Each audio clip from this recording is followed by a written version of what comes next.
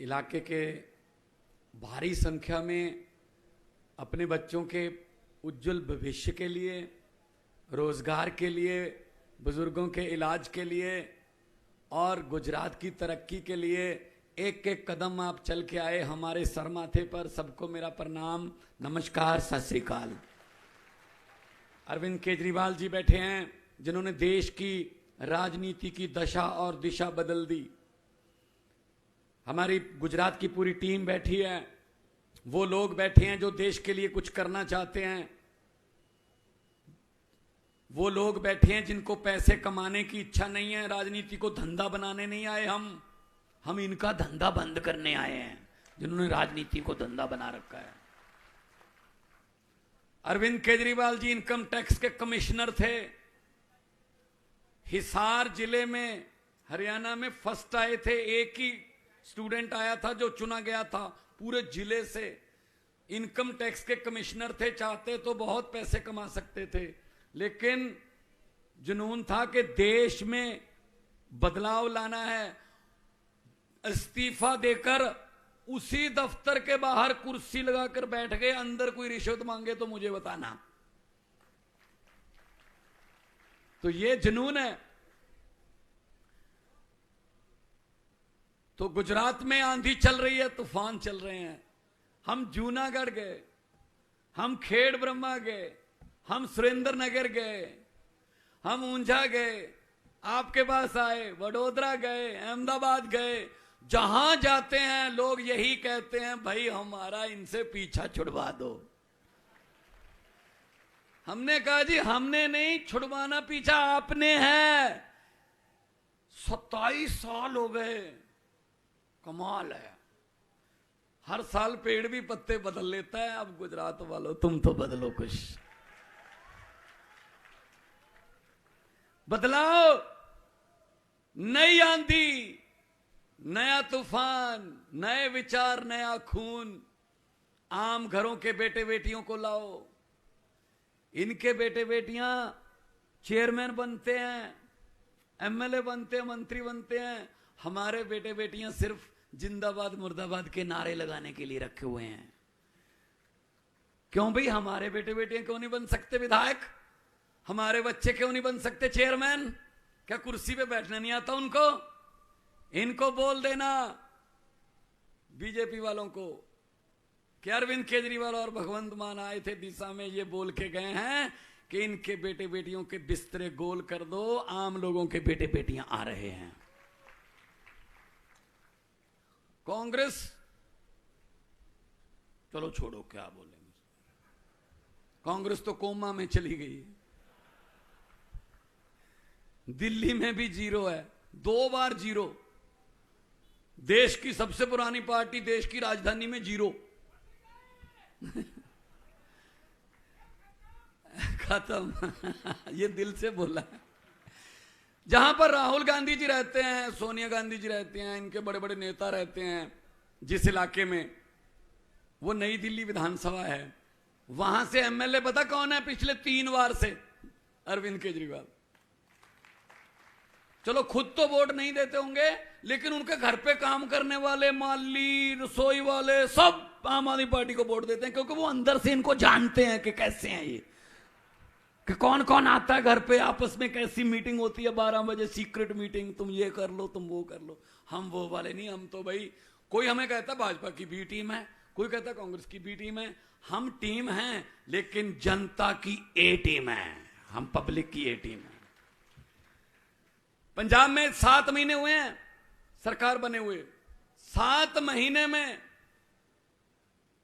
जो 1 जुलाई को हमने बिजली फ्री की, 2 महीने का बिल आता वहां 300 यूनिट पर मंथ, हमने 600 यूनिट एक बिल का फ्री कर दिया।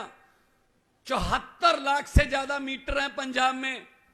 अभी जो बिल आया है उसमें 50 लाख से ज्यादा लोगों का बिल जीरो आया है। जीरो। आपके यहां भी आ सकता है। दिल्ली में जीरो आता है। दिल्ली में भी पहले ऐसा होता था, बिजली टाइम पे आए ना आए बिल आता था। अब बिजली आती है, बिल नहीं आता। ये सच्ची नीयत वाला आदमी कर सकता है। कोई खजाना खाली नहीं होता। खजाना खाली पब्लिक के लिए, बस इनके बेटे बेटियों के लिए कोई खजाना खाली नहीं है। तो मैं तो यही कहने आया हूं आपको। अभी हमारे यहां 14, 15, 16 अक्टूबर को पंजाब पुलिस के पेपर हुए, constable, sub inspector, head constable. लाखों बच्चे इम्तिहान देके आए हैं, एक भी पेपर फूटा नहीं है। यहां दिल्ली में पेपर नहीं फूटता, क्योंकि पेपर फूटा सपना टूटा। और यहां पेपर फूटने के अलावा कोई काम ही नहीं है। मुझे तो पता चला 2015 से सब पेपर, अभी बीबीए का, बीकॉम का पेपर फूटा है। फिर युवाओं का दिल टूट जाता है कि क्यों पढ़ाई करें यार, पेपर फूटता है, बड़े बड़े लोग जो हैं वो पास हो जाते हैं। तो मैं तो यही कहने आया हूं कि बदलाव, परिवर्तन। मुझे एक युवा मिला, मैंने कहा गुजरात वालों को क्या चाहिए? कहता जी चेंज। मैंने कहा जी चेंज कौन है? कहता जी आम आदमी पार्टी। मैंने कहा कांग्रेस चेंज नहीं है? कहते नहीं जी कांग्रेस चेंज नहीं, कांग्रेस तो एक्सचेंज है। वो तो किसी के 4 काम हो गए इधर से खरीद लो, किसी के 5 काम हो गए इधर चले गए। वो तो मतलब विधायक बेचने वाली कंपनी बन चुकी है। गोवा में बिक गए, महाराष्ट्र में बिक गए, कर्नाटका में बिक गए। तो वोट खराब मत करना। बिकने का मतलब है वो आपके वोट की कीमत डाल रहे हैं, वोट की। और वोट की कोई कीमत नहीं होती। ये शहीदों ने, भगत सिंह, राजगुरु, सुखदेव, चंद्रशेखर आजाद जैसे शहीदों ने जवानी में फांसी के रस्से चूम कर हमको वोट देने का अधिकार लेके दिया है। इसको बेकार मत करना, बेकार मत करना। और शहीद भगत सिंह, उनको कभी भी ये चिंता नहीं थी आजादी आएगी या नहीं आएगी। उनको पक्का पता था आजादी आएगी, लेकिन उनको चिंता थी आजादी के बाद देश कौन से हाथों में जाएगा। वो चिंता सही साबित हुई। देख लो 75 साल हो गए, अंग्रेज अभी शर्मिंदा हैं कि हमारे बुजुर्ग 200 साल में उतना नहीं लूट सके हिंदुस्तान को जितना इन्होंने लूट लिया खुद। ये 500 करोड़ का घोटाला, ये 5000 करोड़ का घोटाला, इतने बड़े बड़े घोटाले कि लोगों के भी दिमाग ऊपर उठा दिए। 5-7 करोड़ के घोटाले की तो हम भी खबर नहीं पड़ते। कोई छोटा मोटा चोर होगा, बड़ी बात कर यार, इतना पैसा खा गए ये। मैं तो जब से होश संभाला है, सुबह 9 बजे 15 अगस्त को लाल किले से भाषण सुनता आ रहा हूं। भाई साहब वही भाषण, अफसरों का लिखा लिखाया, रटा रटाया, बेरोजगारी पे चिंता व्यक्त, आतंकवाद पे थोड़ी ज्यादा चिंता व्यक्त, महंगाई पे बहुत ज्यादा चिंता व्यक्त। कहते जी नमस्कार, ये था 15 अगस्त।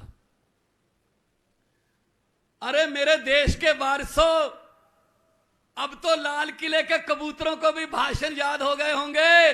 अगर हमारी किस्मत नहीं बदल सकते, कम से कम भाषण तो बदल लो। भाषण भी वही चल रहा है, क्यों बदलें? अपने आप बारी आ जाती है। तो आओ इनको ही बदल डालें हम, इनको बदल डालो। एक बटन दबाकर जो क्रांति आ रही है, एक बटन दबाकर झाड़ू वाला। पंजाब में क्रांति आई, दिल्ली में क्रांति शुरू हुई। पहले हम ये कहते थे कि ये 8 साल पुरानी पार्टी है, 2 राज्यों में सरकार है, 10 राज्यसभा के मेंबर हैं। अब एक लड़के ने मेरे साथ फोटो करवाई, उसने ऐसे कर लिया। मैंने कहा ये क्या है? कहते ये गुजरात है। कहते 3 हो जाएंगे अब। तो ये तो फिर आपका फैसला है, जनता का फैसला है। वोट डालने जाओगे, वोट डालकर ये सोच लेना कि आज बच्चों की किस्मत चमका के आए हैं झाड़ू वाला बटन दबा के, वरना 27 साल हो गए, 5 और चले जाएंगे, क्या करोगे? तो पंजाब से बहुत से लोग आते हैं यहां, आप उनसे पूछ लेना। दिल्ली में आपके दोस्त मित्र रहते होंगे, उनसे पूछ लेना। हम जो कहते हैं वो करते हैं, हम जो कर नहीं सकते वो कहते नहीं हैं। 15 लाख आ गया आपके खाते में, हर खाते में आना था। नहीं आया, पंजाब में भी नहीं आया। 15 लाख की बात छोड़ो, जो हमारे घर में 2-4 हजार रुपया पड़ा था खर्चे वर्चे के लिए, नोटबंदी करके वो भी ले गए निकाल के। भाई साहब, लाइन में कौन लगा? गरीब लगा ना लाइन में, दिहाड़ी छोड़ के। किसान लाइन में खड़ा था, गरीब रिक्शे वाला खड़ा था।